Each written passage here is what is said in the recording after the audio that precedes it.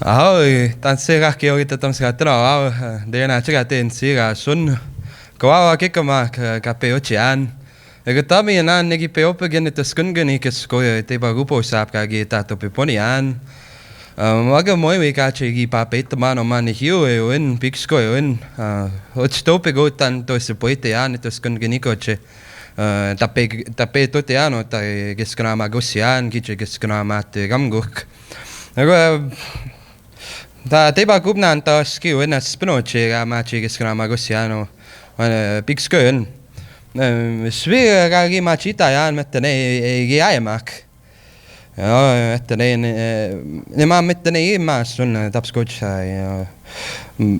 moi to skema gan da yeska gi simuin bogo e pachita yan e geski itman ga gi oskayau yan ga gi osasu yan mago ma Tapskocha ekeskno tahiak gakyo netogeskna mage mak tapskocha deringa gitit Bill Cook, Lynn Cody, Solomon Rat, Eric Woven Gray. Ago ma kakyo o pageskini hiyo wakagagi nagate ski chekota mamo gai ma ski coche. Kakyo mas naigana egi apachita yan tamasna maham tageskana magosian tamasna haman taimichige yan go ma metne na miche tipska musin tapin gichegeskana ma tagamguk dasko nepea go apin nepea go geskana magan nenemo totasun Ego ma kakio kasogi ato skataman ego tene no nigi wichigan da teni tani hioyan da oche bigisko yan ni hioe wino ba tapskoch nigi tan tene ayamak ego ma ewa go chio ma nipoyan ego ni ga ni tastan ni hioe win ni pauyan na yes mete ki chita gwak Taga magisiano. Mas agaya simo en misois que me ko mamu gai mas que canoch kagisagak. Kakio ne que peta no kakio. No chagaste paichagan. Meskanak. Luego ne hiu when apsis po. Pachita chik que te aya. Ego pagaskini eu wak. Asko oskayak no te skrama gosh chekwisto au maga moi sito skatun ni gi gako ko ma ego mushoma ista eni eu cheka maga oni ge go maga eni hiuet tabskocho nigi peobugin no ta ego niga wi magi gwai eni hiuet Nemo so ego nuchum ista moi au ya ken hiu e technetus kungenik och tope go ta miskaman miskanam mero tan top ni tape pigisko yan maga etne ay mal ego e so ya to skatto ban ko gakio en hiu e un va kia pitch noch kagisa gak macho ni tan hiu e mani an nigit nit toan mana Ayas kia pitch kani himo toto agik o pagaskini hiu e wak apsis nisa tota man but kia pitch ai akmemo yan tahto gisago moya no ipo moya no ipo man niga ni hiu an tahto gisago okay Bill translate that now so for the ones that maybe do it all over again. So for the ones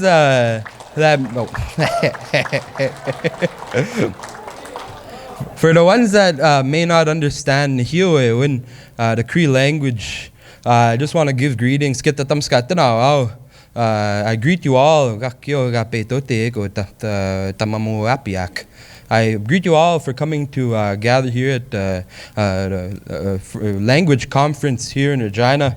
It's a pleasure and an honor to be here. I again thank the elders this morning for lifting pipe. It's always good to start in that way with prayer and lifting pipe and our medicine and our ways. And to hear all the speakers today was really enlightening and serves as an encouragement to continue in learning and speaking the language. But I'm Nehiomania. Nego ma damachota, so the chote api, shdoya shini the chote api. I only know a little bit of Dakota because that's also my background. And then Anishinaabe mo and ninonte Anishinaabe mo shagan. Yeah, I want to speak Anishinaabe because I am Soto too. But holy, like my Cree always gets in the way. But I think that's a good thing. So I was just kind of talking about how I learned the language and where I came from in regards to my language journey. In the beginning, I grew up on my reserve of Kawawa-Gigamak. That's the traditional name of my community, Kawawa-Gigamak. But it's just known as Cowses today, so Cowses First Nation. And I grew up there until I was about 17. When I decided to go to university, or I kind of got kicked out a little bit by Nigawit, that kind of boot me out the door and say, go do your own thing. So I ended up going to university. And when I first entered university, I've only spoke English ever. I never heard Cree growing up in the house. My mom and my dad never spoke it because of schooling and being away from family, moving away to a different city or, residential school. My father wasn't able to learn the language even though his father was fluent. And my remaining grandparent, I just have my kukum left. All the rest are gone. She doesn't speak Cree at all. She knows a little bit of words here and there from growing up and hearing it, but to speak fluently is something that she was never able to work towards because life got in the way, trying to fulfill her own dreams. So that's why she's happy that we were able to make language priority, with me and my mom and trying to teach them. But it was hard because when I first entered university, fresh off the res, it was like a big culture shock within itself. And then having to step into a classroom, learning a language in which I'd never ever spoken. In Cree before I could say tanse, I can say atim. I knew some swear words. I'm not gonna say them here, but to that extent, that's the majority of language I knew when I first entered university. And I gave thanks to my previous teachers, Darren Okamesom Kagitit, the late Darren Okamesom. He was the very first one to introduce the language to me in Cree 100. So like my very first day of university, coming fresh off the res, I was kind of just shaking in my boots because, I lived in a place where there's not even no asphalt roads, never mind buses. I didn't even know how to take the bus. I was scared, so I just walked all the way from downtown to the university because I was scared to take the bus. I didn't know how, so I just walked. And then Darren, I was kind of nervous entering that class in the beginning because Darren Kagitit, I knew he was a really good fluent speaker, really good teacher, and but I didn't know he was so funny, So that's why it kind of made me comfortable right away in his class. And when I first entered university, Cree wasn't what I was going for. It wasn't my goal. I was trying to get a degree in environmental studies. So I was wanting to try to save the world, try to learn how to save the world a little bit. And then, I took one Cree class in my first year, and I remember because I went to my student advisor, and they're telling me, okay, well, you need to take two language classes for your degree. And they're like, you could take French, you can take German, you can even take Japanese. I was like, I'm Cree. There's Cree on the paper. Why don't I just take Cree? It's my language. It's who I am. Why would I go take Japanese? I'm not Koreanese. I'm Cree. So that's another reason why I ended up taking Cree is because I didn't want to take German or French. So learning Cree wasn't on my plate. I wasn't interested in the language. I didn't see it as an importance. But soon enough, year after year, I took one Cree class. All of a sudden, I was taking 2 Cree classes. And then, by my second year, I almost had my whole semester filled with Cree classes. I was taking 3 to 4 Cree classes. So I was like, why am I even doing an environmental studies degree? I should just get a Cree degree because that's what I've been doing. And I like it. And, I get it. I understand it. So that's how I ended up switching my degree. So I have a 4-year undergrad degree, a Bachelor of Arts in Cree Language Literacy. So it taught me to read and write the language. And now I'm in the kind of final phase of my master's. I'm doing a master's of education in Indigenous language education. So I got one more class left, and then I do thesis work. So, kegach kisita yan, pisk. But on like as I was doing that, learning the language, I had opportunities to be a tutor, to just do some practice with other students, run study sessions, and that led up into me teaching language within public schools, within friendship centers, different organizations. And presently, I'm a sessional instructor at First Nations University teaching the Cree language. So I just teach all the beginner courses at First Nations University, just mostly 100 and 101. So it's something, it's like I say, it's a foot in the door. But, in some cases, I never felt ready because I'm not fully fluent. And on top of that, I'm not a teacher. I don't have an education background. I never learned how to teach. So in the beginning, it was really hard, trying to think of how I can go about or go forward in teaching a language in which I'm like a learner of, not a second language speaker, second language learner, and not even a teacher. But so far it's been okay. I'm 2 years in, and I think I got kind of the hang of it a little bit. That's why I commend all the teachers and all those ones in education that sit here, because I know how tough it can be. And when we're teaching, of course, university, all these adults have to act accordingly. I can't imagine trying to teach me when I was like from grade 7 to 9. I would like roundhouse kick my head off because I was a bad kid. But that's kind of a little bit about how I got the language. And now I'm just trying to continue learning and being around fluent speakers, speaking wherever I can, and prioritizing the language, putting it first. I think that's what's important when you're learning any language. If you want it to become something that you're going to use daily, you have to make it something you use daily and prioritize it, like put Cree first, or put Nakota first, put Soto first, put Dene first, and use it. And even like sometimes I speak to my mom in Cree, and I'll just be talking, and she just tells me, she's like, I have no idea what she said, but I was like, it's okay, I'll just say it again. And until you get it, then. Wago, like I said, tapskucho, nagita na. Kakya, kagwaya stack kapigas ko yun na nigan. Kagway kiskuna masuk tahto gisako. Kapigas ko yun whether Nihio in Apo Dene Sulene or Nishna Bemoin Kakyo Kichita Guanwa. They're all important. Because if we lose our language, we lose a piece of ourselves. Like even me growing up, I knew I was Cree and Soto, but I didn't feel Cree. I didn't feel Soto because I wasn't connected to culture, wasn't connected to my language. I just knew I was a res kid. But when I started learning the language, that's when I started getting more into learning about our ways, about my genealogy. So now, like, I know where I come from now. And it was just based on me learning language. It wasn't just one day I was like, oh, I wonder who my great-great-great-great-great-grandpa was. It had to go through language. And even with culture, like, that was a big part of my learning that I didn't take seriously in the beginning, is our ceremonies. In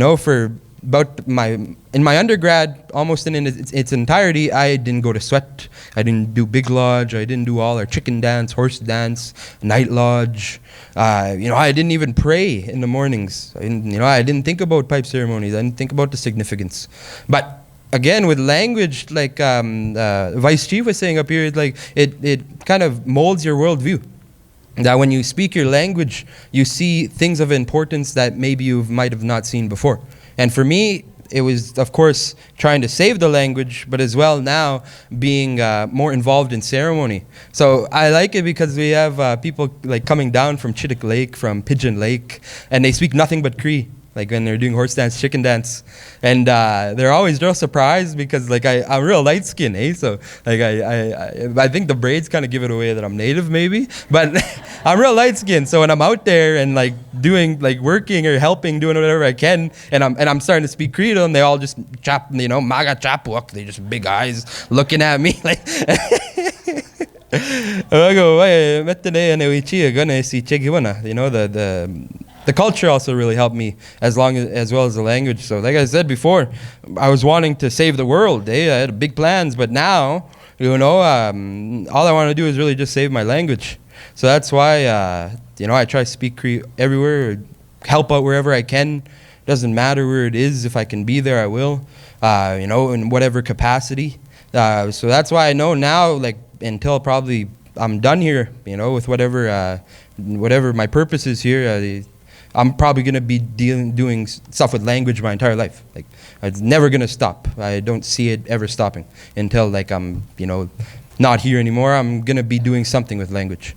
But other than that, I gusto yun naginote tal metne kinanas ko mitnao kagi nato tawik winge kinanago mininim tao to ashinik so thank you guys all for listening, and I can't wait to hear all the rest of the great young speakers here as well. So hey gusto tinige hey.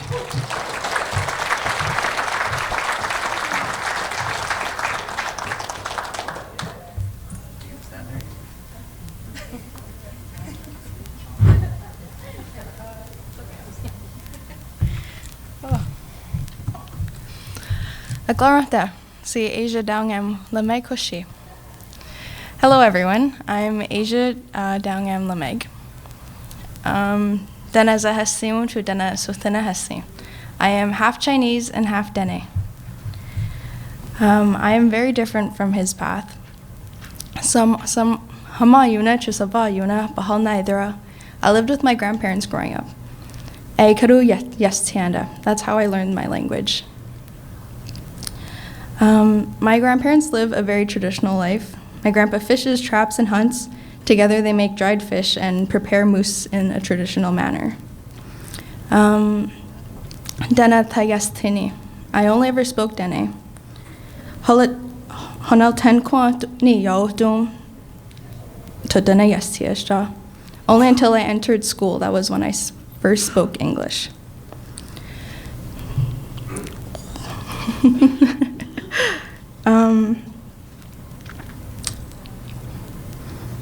Duen in Donas Thurla. I live away from my community now. Ahande de Yurate. Sometimes it gets hard. Saquenas Thurde. Athunias too. Ase Gaius too. Josie Erisklisko Ganaster. While I'm at home, I try to speak it, I try to write it, I try to read it to keep it alive.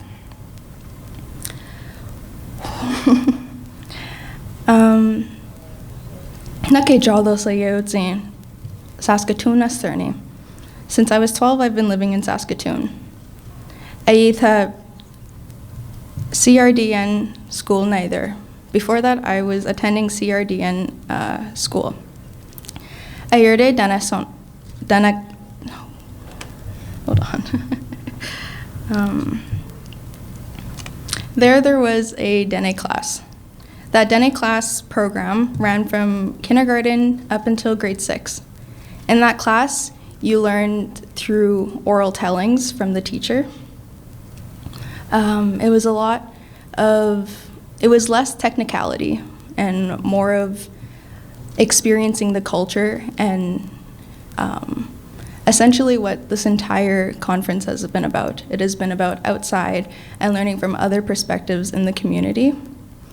I also had a second Dene class in a different school. That was at Descharmes Elementary School. That class was more technical. It was more of writing things down on paper and learning to read and the verbs and things like that. I think that learning through the culture and learning through outside experiences was the way to go for me.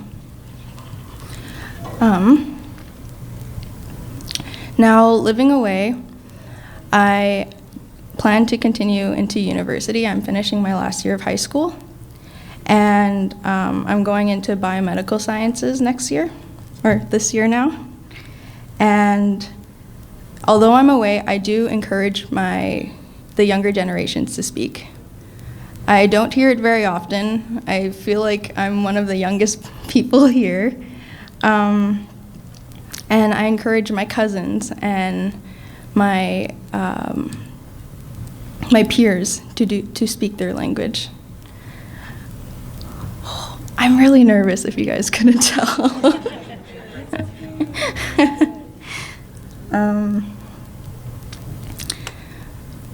Merci sanastan, John Hashem, no ba. Sayatia asane. Thank you guys for having me stand here in front of you and speak my language. My language makes me very happy in all ways. It's brought, I wouldn't say as many opportunities, but here I am now. This is a great opportunity that I am appreciative of.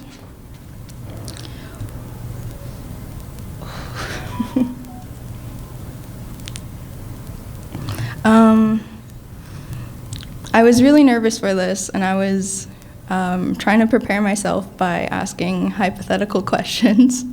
I don't know if I can go differently with the program, but does anyone have any questions that I could answer about the language or about the schools or the program? Who was your biggest inspiration? My biggest inspiration?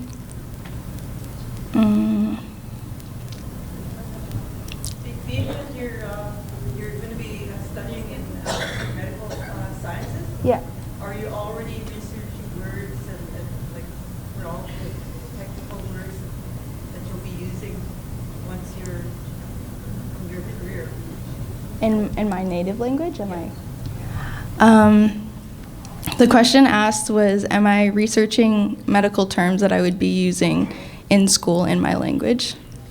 I have not been home in a while. I do try to look online for resources, but when I do visit home, I do ask my grandparents about certain words that might be used, or just sometimes I just need a refresher. And to answer your question of who my biggest inspiration was, it is definitely my grandma and my great-grandma.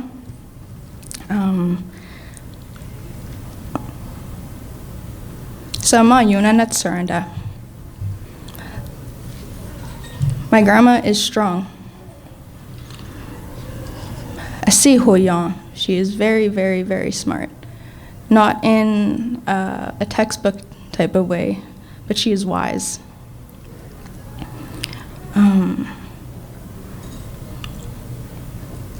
She's taught me to always stay true to myself, and sometimes I do struggle between being Denenese, trying to learn more about both sides of my culture. But she always reminds me to stay true to myself and what I think is important, and to me that is my education and my language and my demeanor towards the younger children. I think that we are doing great things now. It makes me excited to hear about immersion programs and different classes and hearing the different teachers talking about how they're trying to teach other people how to teach. And I think that the future generations have a bright future with the different resources that are being used.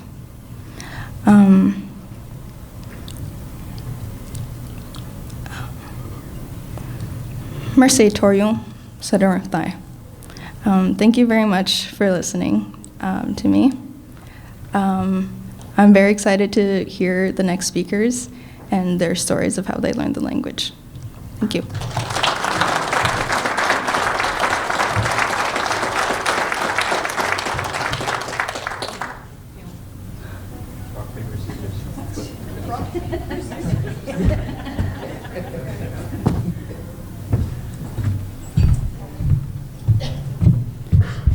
I feel so official standing up at a podium all the time. Check 1, 2. Just kidding. I'm a little bit nervous too. It's been a long time since I had to speak in front of a room full of people, a room full of other language learners, of people who want to pursue that language. It's been a while, so I get a little bit nervous, a little bit shaky, and Mia, I tried to practice too, and what was I going to say, and how was I going to say it, and what I wanted my message to be. as a Nakonwea, and what can I pass on to you people here? And so I'll go on with that. So Daya Yuha Wachimna Gabi, Yomagi Pi Nenaj. Waniedu Ambayedu and Walk Makyabi. Today they wanted to tell me a story. I'm going to tell you a story, my story of how I began to learn the Nakota language, how I began to speak Nakota. Nakon Iwa'a Geja. Duka Unspe Mich Ichia. You know, I only speak it a little bit, but I taught myself something. I wanted that for myself. And I think that's another important part if you want to go on your language journey. You know, whatever it was, whatever language you're going to go have, you have to want it, you know. Imahedu Padaha, from inside here, not just here. And so that's what I'm going to talk about, and it's a little quick spiel. I'm trying to get my nervous talks out and do this. So, this is Mieno, you know, Nakoniabi o Changu, o Waknage Mitawach, Name Nakon Chaje Num, Miha Mani, Chaje Togan, when Chakbi, Sha e Magabi, Mikushi Hekta Dagu, Chashmaya, Ekta. E chashtumbi e chumbino. Yomagi pitch. Iji numba wagia skawi e magyabino. Namakota I hangtuana shahia ish jemachana. I am Nakota. Nakoan wincho ange imakchaka. I grew up with the Nakota traditions. My family did that for me, raised me in these traditions, but the language was hardly there, just a little bit. In my own household, Mihu, my mom didn't speak it. Mikushi, same, little bit. Mikushi, minekshi ish, you know, Nakoniabi, iabino. They could speak it. Owatechina, I really admired that. Jechen, Nakoniabi,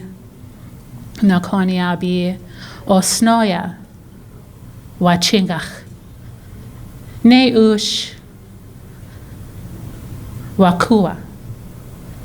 I wanted that. I admired my grandma Sarah and my uncle JR. I admired that they could speak Nakota, that they were trying it. So I wanted that for myself.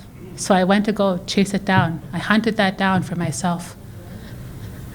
But, you know, Omagiabi, they helped me. They helped me do it. Omakashagoi Nakon Iwa'a. So about 7 years ago, maybe I started, that's when I really started my own Nakoniabi or Changu. Mani, when I started to walk that road. I wanted that for myself, like I said. It has to come in from here. You know, we all come here to try to learn something from each other, tips and tricks on your own journeys. But it has to come in here. No one can do it for you. I know we've all heard that before. No one can do that for you. They can't slap you and say, you know, Nakonya. They can't do that. You know, it has to come from inside, like I said.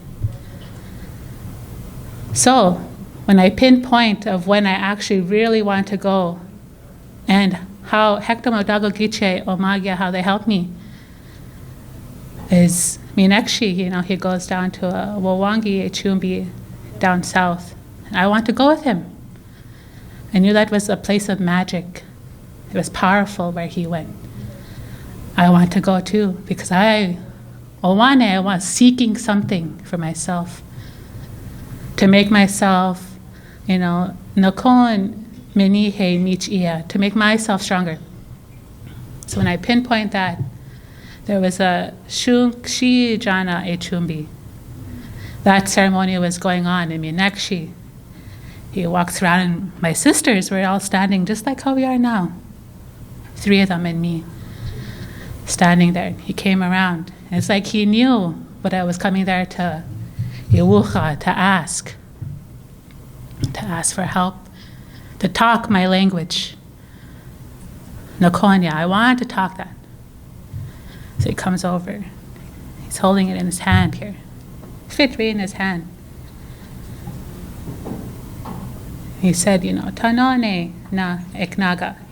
Take it from right here. It's going to help you. Onijia.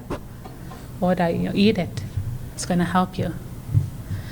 I never got to thank Meenakshi for doing that for me when I pinpoint those things that my mitiwahe can do for me, my family, my siblings, and what you can do for yourself when you go back to your community.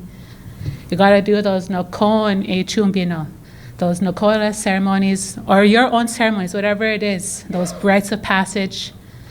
You have to have, the Winsho Ange, you have to have those customs. If you really want to learn the language, it's not like you can go learn French or German or Japanese just to learn it. When you learn indigenous language, you learn our own language. You have to have 2 of those together. You can't have one without the other. And you got to seek that out for yourself. And when you do those ceremonies, nagaha nakoniwa'a. Now I can speak a little bit Nakota. Owa gachnega. I can understand Geja a little bit.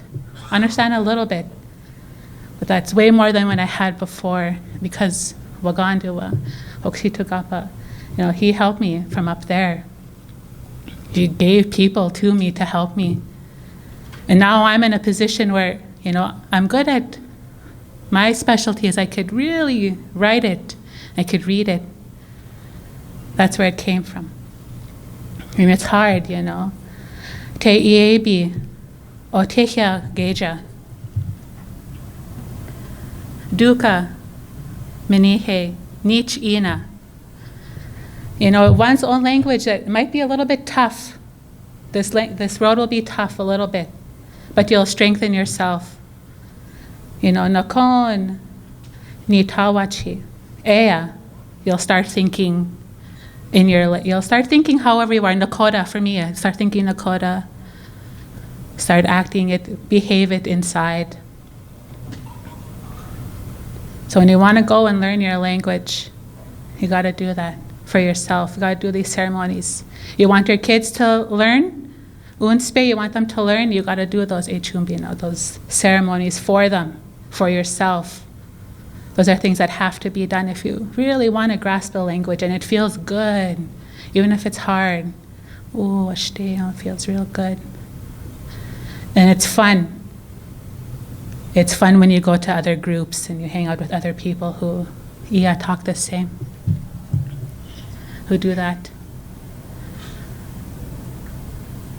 This is not exactly how I planned my little speech, and I think it's getting a little serious, or I'm boring you guys to death. It was funnier when I okma, when I was writing it down, and I get a little bit serious pants when I talk about that part.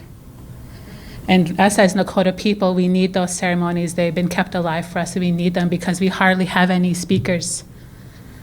For us, hardly no mentors. Yeah, they went away. Mine own went away. The people I really looked up, those old ones, Watape, those old, knowledgeable ones. For me and my heart, they left.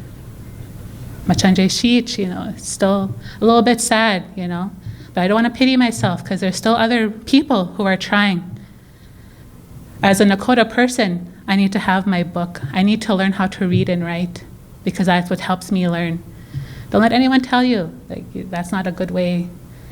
As a Nakota person, we need that because our language hardly have anybody to teach me, to mentor our little ones. We're trying very hard all the time. Iknutach, We are trying, and I'm very proud of that, to see all the work that's being done in different communities as an Nakota person.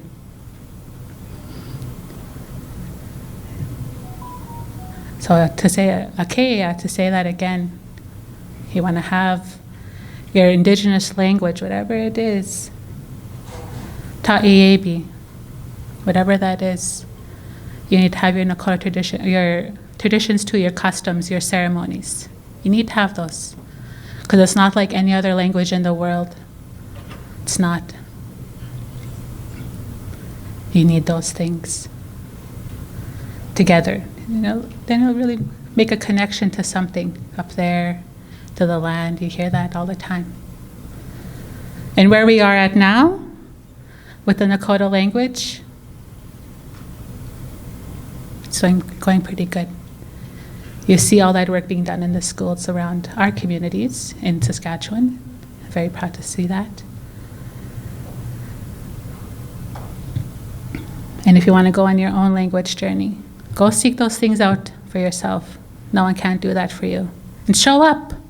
Things are going on in your community. Go to them. Don't say, I'll go next week, or I'll go tomorrow, or I'll go next time. Then you wonder why you're not talking. Things are going on. People are going to show up. Mitugashi, that's how he was too. He always said that. And I got to go in case one shows up. We have to have that mindset too. Got to go. Our teachers are going to show up. They want us to learn. So learn it. Minihe nichia. Nakon. You know, learn that. Strengthen yourself in that kind of way. That's what I can say about my own language journey. And I'm sorry that I'm wasichu iwa'a, you know, like I was a little bit nervous and the Nakota went out the window. And, but I wanted to pass that message on too. But, I could say my introduction, I guess, and tell you who my mom is and all that. So like I said, Nakon, Namakota ihangtawana shiha ish jechano. Mihu chajetawa when chakbi anhanaj ejab. Nakon ishahia jecha. Miade chache nuheshin. Duka ihangtawana shiha ish jechano. Mikushi chajetawa wajiskawi emagyab ejab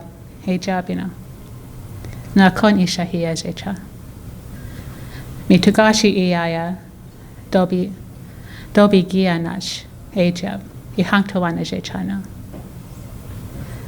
Mitugashi tanga chajetawa indecha ejab nakon jechana. Mitugashi mikushi tanga chajetawa wagiaskawi shahia jechana. The Nakon Iabi Echupia. It's very doable to talk your language. Doable. Don't get discouraged. That's all I have to say. Jehanga, that's the end of my story. And Penamaya.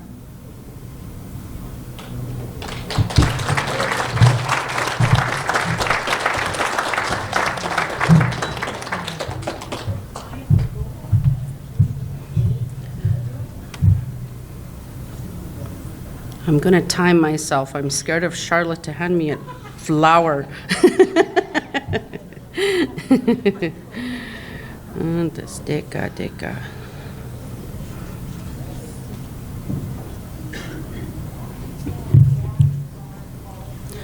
Anin sa gogak ka na natanaway maganak. Now giza gano ko en dizin ka sa go Koreas ko na ganing natunzi. Kanchi gano ze aning taski ang bigi go. Megot tas sama o kananga za tegen indaya. Sigo up tigo ang gana di kanda mamaya nungam. Ang gana menopapon. Hello, everybody. My name is Natalie Langen, and I am from Cody First Nation. However, I was raised on Fishing Lake First Nation, and today I reside here in Regina. And I'm very happy to be here with all of you today to share my story. I am currently on chapter 44. I still have a long journey to go. When I was asked to be a part of this learning panel, I thought, what does that mean? I was a little hesitant. I was scared. But then I thought, I was asked to be here for a reason. So I take on these few minutes that I have here very humbly. So I was raised on Fishing Lake First Nation by my paternal grandmother, who only knew the Soto language. She didn't know English. She didn't know any English. She didn't know how to read it. She didn't know how to write it. I grew up in a very, very traditional environment. Soto was my first language as a child. I was the youngest of 13 grandchildren that my grandmother raised. I was the baby.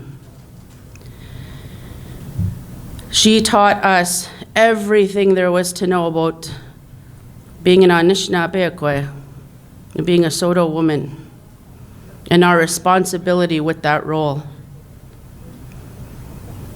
We grew up in lodges, we grew up in giveaway dances, we grew up in rain dances. There were things that I was exposed to as a child that I thought was normal.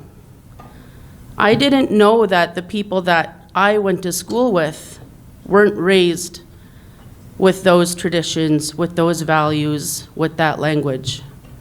I thought it was normal to be raised by your grandmother, by your grandparents.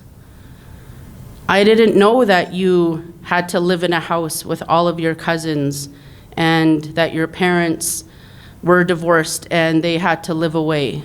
I didn't know that that was not normal. So at a very young age, when I went to elementary school, the people around me knew that I could speak Soto.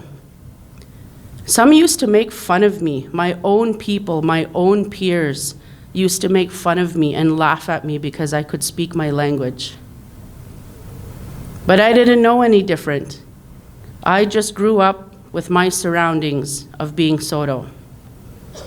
All of my relatives, my aunties, my uncles, my kuku, all of them spoke Soto fluently. That's all anybody ever spoke in our house. So now we fast forward this life, this beautiful, glorious life that I was given, being raised the traditional way, being raised with the language. Now we grow up, people got older, people passed on. My kuku was one of them. She left a long time ago. Next month will be 20 years as a namatzat. When she passed away,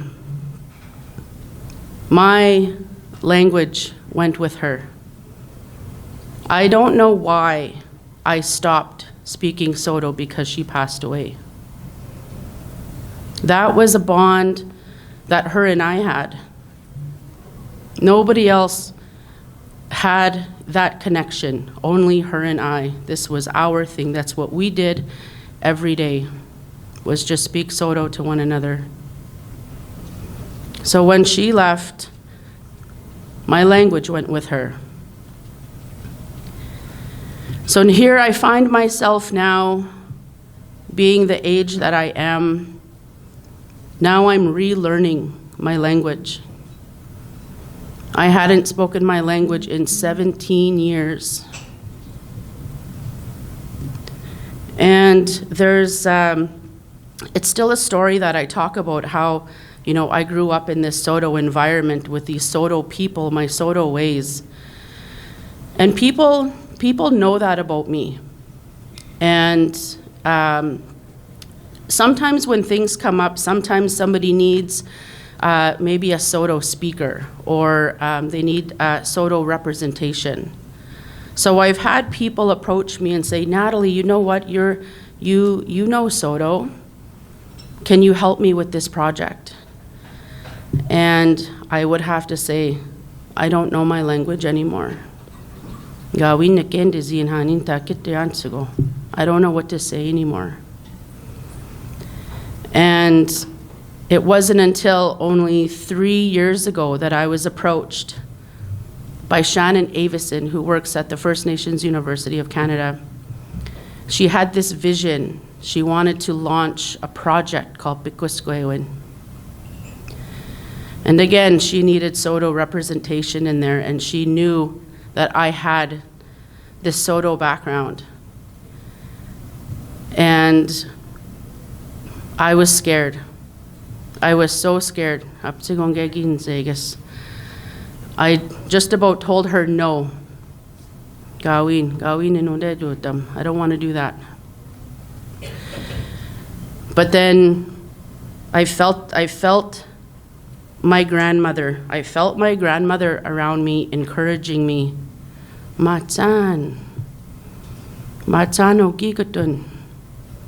Go and speak.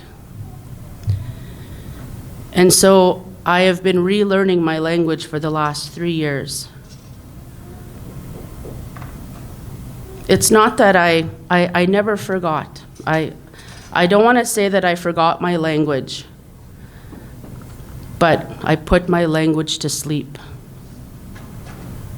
And for 17 years, my language was sleeping, and I had to wake it up. I had to wake her up. So I started connecting with my Soto roots again. I started connecting with my family. I started reaching out with my family, talking to them, asking them to help me, telling them I needed their guidance. All of them fluent speakers, and for whatever reason, I just could never bring myself to speak Soto to them. Now they are my biggest supporters. They stand behind me, they guide me, they teach me, they let me know that they are always there with me, and that they are proud of me, and that I should never be ashamed to speak my language. So now this project comes about, this Pikuskwewin, and this is a project that is still doing quite well today. This project, I had to go into this project and I had to interview my leaders, the people that I looked up to help me get my language back. And from there I started speaking Soto more and more every day. I don't know how to read or write it.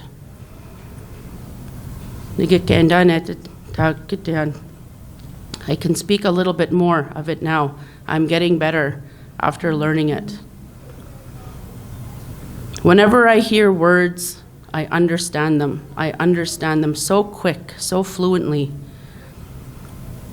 But I'm still working on presenting those words to come out as fluid as they should be. Learning your language is a lot of work.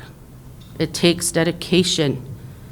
It takes a lot of time. It takes a lot of practice. It takes a lot of reaching out. But you can do it. Even if it's small words every day, little words every day, you can do it.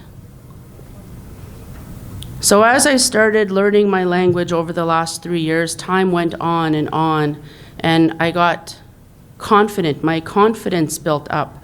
I thought, you know what, I can do this. I know I can. The words are within me. I can talk to my ancestors and they will be with me. So that's what I started doing. I started praying for their guidance. I started praying for help. I want to be a teacher. This is not my language to keep. Gawi nani stat depend mano. I shouldn't own it. It's not mine to own. It's mine to teach and give away so that other people can learn their beautiful language. So I started teaching. I got really brave one day and I thought I am going to start teaching beginner Soto lessons online. Oh, I thought I was so crazy for doing that. I didn't know what I got myself into. I was nervous, I was scared. But what got me through that is that the people around me believed in me and they pushed me to do it. So I did. So now here I am teaching online Soto classes to beginners from all over Turtle Island. I have many students who are from the 60 Scoop, who are from residential school, telling me how their language was taken away from them, but they know they have relatives in Soto country. That's where they come from. So they want to feel that connection. And they're asking me if I can help them with that connection by teaching them Soto words, teaching them the Soto language. I have this one lady in my class. She is 78 years old. She just started taking my beginner Soto classes. She said she was ashamed her whole life to try and speak her native language because it was stripped from her and her parents. And now, today, at 78 years old, she wants to start learning her language. And for people to look at me and trust me with this process is a feeling that I can't even describe to you. It humbles me so much. I cry over it because I feel sometimes it's too much. But the Creator is only going to give me what I can handle, and I know that. So now here I am teaching beginner Soto classes Monday, Tuesday, and Wednesday, 3 days a week now, to anybody who wants to learn. I create a safe environment for beginner learners. It's a safe place for them to learn, and I encourage anybody, every one of you, keep pushing your language. Keep speaking your language. Let people know that you know your language so that they can turn to you for support and for some guidance. Knowing your language is the greatest gift. We are connected automatically by knowing our language to our ancestors. So that is a little bit of my learning journey that I've been on in the last 3 years. I'm still learning. I'm not as fluent as I used to be, but I'm still learning and I'm trying. And as long as I am able, I will always share my language with those who want to learn. How me et